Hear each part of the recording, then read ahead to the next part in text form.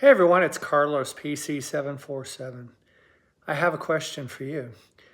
Does the aviation industry need to develop an examination for pilots that can reveal their susceptibility to both self-induced pressures as well as pressures from their bosses and their owners? The reason I ask this is we have a pretty good system with exams, tests, weather criteria, regulatory criteria, good maintenance and whatnot.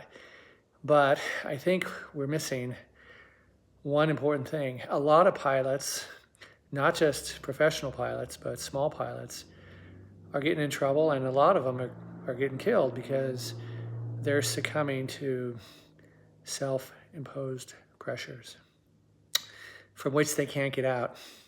And it's not just killing them, but it's killing other people as well. So is there an examination or a type of test that could be developed? Am I in the wrong? Is it not necessary? Does the aviation industry already have enough as far as examinations and whatnot? And some pilots would say, you know what, we already do.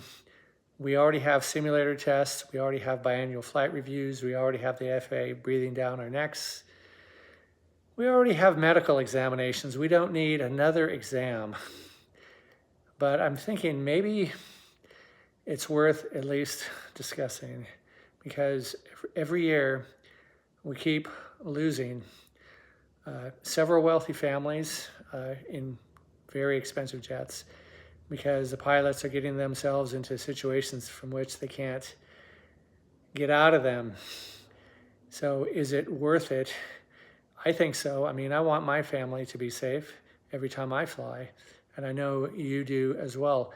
But what would that examination look like? How do you test for something like that where you can succumb to self-induced pressure or be influenced by others?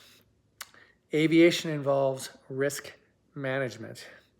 When you expose yourself to risk often enough, the likelihood is, more often than not, that something bad may happen to you and the ones that you love.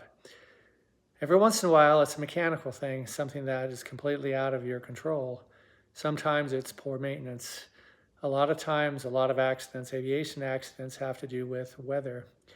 But a lot of accidents in aviation have to do with pilots who flew into conditions that they shouldn't have been flying into. They suffer something called get-there-itis. It's not really a disease.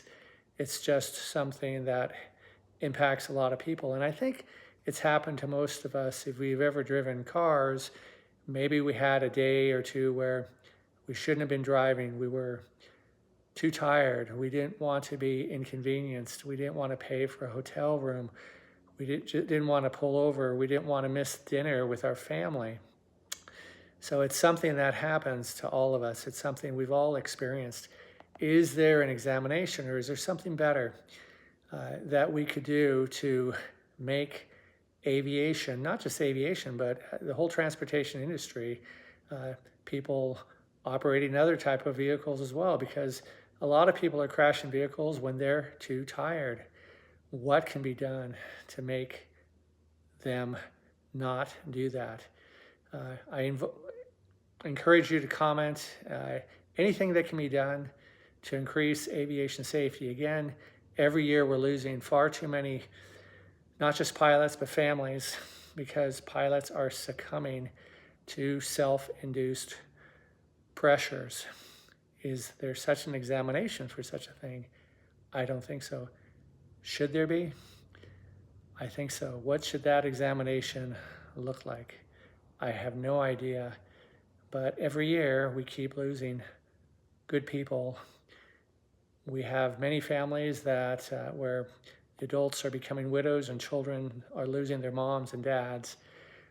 So we need to discuss it at least. And if you think of anything that could get us toward that end where we are safer, then it's a win-win for for the aviation industry.